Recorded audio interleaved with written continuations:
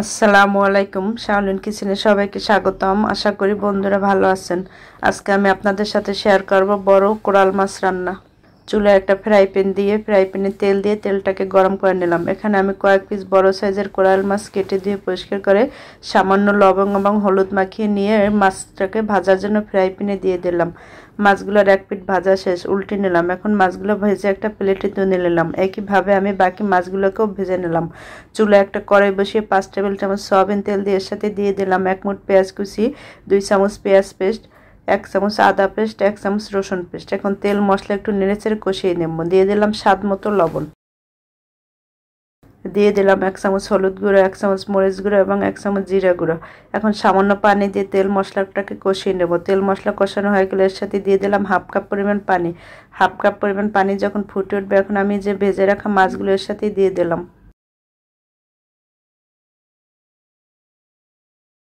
দিয়ে দিলাম 2-3টা কাঁচামরিচ। ঢাকনা দিয়ে ঢেকে এভাবে রান্না করলাম কিছু সময় রান্না করার পর এর সাথে দিয়ে দিলাম ধনেপাতা কুচি। ধনেপাতা কুচি দিয়ে আমি চুলাটাকে বন্ধ করে দিলে মাছগুলোকে একটা সার্ভিং বলে বেয়ে নিলাম। দেখুন বন্ধুরা, তৈরি হয়ে গেল দারুণ স্বাদের কোরাল মাছ রান্না।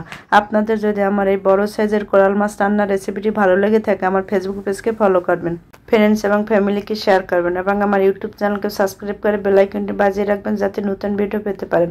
সবাই ভালো থাকবেন, সুস্থ থাকবেন। আল্লাহ হাফেজ।